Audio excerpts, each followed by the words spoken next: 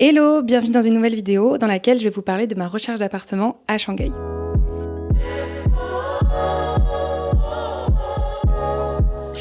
Pour donner un petit peu de contexte, je suis à Shanghai pendant 1 an en VIE, donc c'est un volontariat international en entreprise, et du coup je cherche un appartement pour toute cette durée. Concernant mes critères, je voulais un appartement seul, j'avais pas du tout envie de faire une colocation parce que comme je suis ici pour travailler, je pense que je vais rentrer tard parfois, je pense que je vais être fatiguée, et bref, j'aime vivre seule. Je voulais avoir une chambre fermée, voilà, je voulais pas avoir un studio parce que j'ai plus l'âge, voilà, at this age. Pour la localisation, je voulais être dans le quartier de mon entreprise parce que c'était important pour moi de pouvoir aller à pied au travail parce que je sais que j'aurai des horaires qui seront parfois assez compliqués.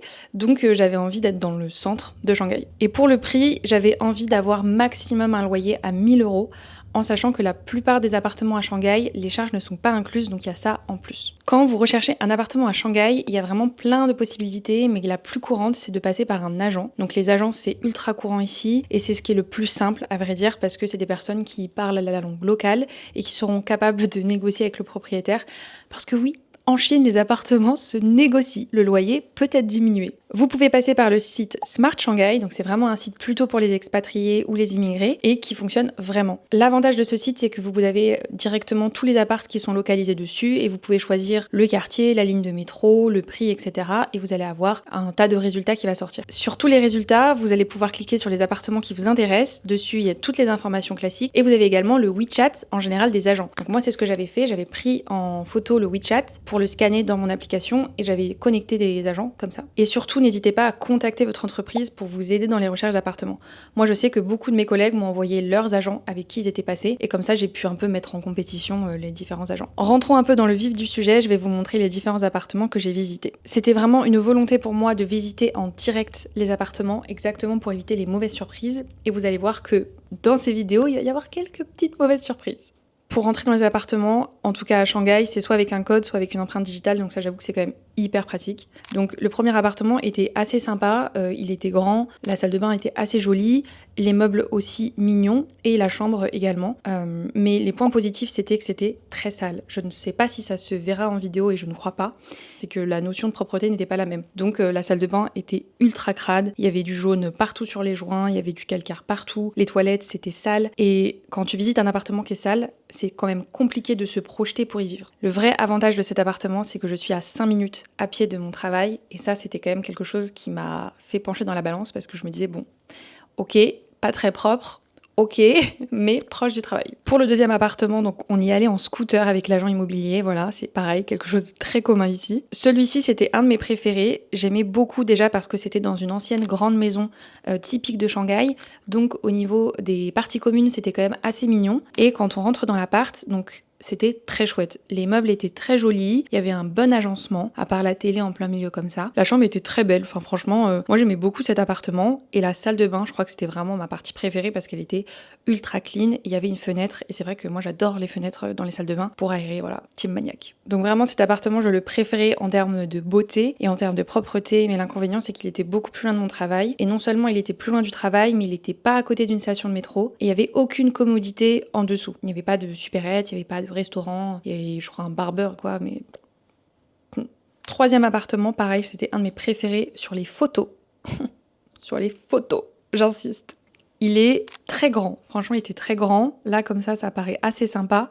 Des grands placards, un grand lit, une grande cuisine, une grande salle de bain, mais on en revient au problème, la propreté. J'ai zoomé sur le canapé, il y avait des punaises de lit. En tout cas, quelque chose qui y ressemblait et qui donnait pas du tout envie de s'asseoir. Et franchement, j'étais dégoûtée parce que l'intérieur de l'appartement était trop chouette, mais c'était hyper sale, c'était vraiment pas propre. Et en fait, c'est compliqué de se projeter dans un appartement qui est sale, sincèrement. Et même si certaines personnes peuvent dire il suffit de faire du ménage et c'est réglé, bah j'estime que c'est pas forcément à moi de nettoyer la crasse d'autres personnes.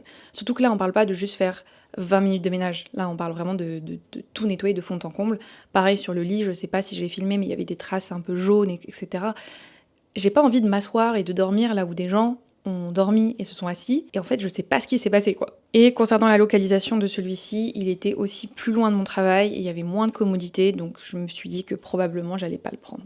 Un autre appartement que j'ai visité, donc c'est un peu des appartements appart-hôtel, on va dire. Et pareil, on en revient au problème de base, c'est la propreté. C'est vraiment pas propre. Et au-delà de la propreté, je dirais même, voilà, c'est ça qui allait pas.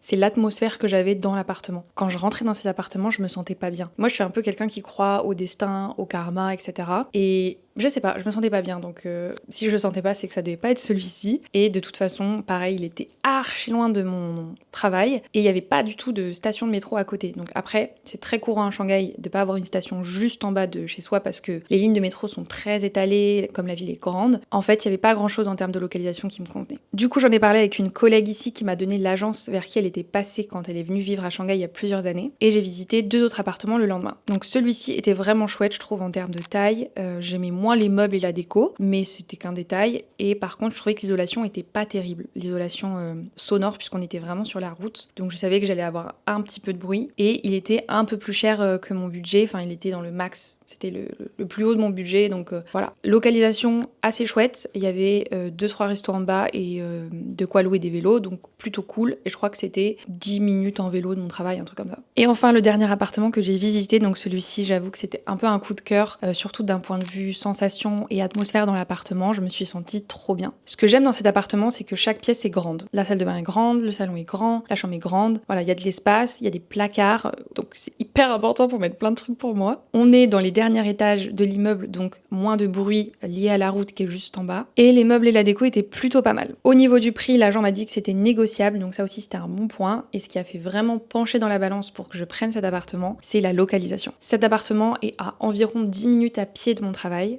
Donc 5-6 minutes en vélo et il y a 2 supérettes en bas, il y a des cafés, il y a des restaurants, tout à proximité, vraiment à 2 à 3 minutes à pied. Donc ça, je trouve que c'était vraiment un game changer et c'était le moins sale de tous les appartements que j'ai visités. Quand bien même j'étais pas dans un rush parce qu'aujourd'hui je suis logée, donc j'ai pas besoin de partir rapidement pour trouver un appartement. J'avoue que j'avais quand même envie d'avoir mon chez moi pour commencer à m'installer et me sentir bien et j'ai décidé de prendre l'appartement. Une partie de moi qui est très anxieuse me dit est-ce que j'aurais pas dû attendre, en visiter d'autres, etc.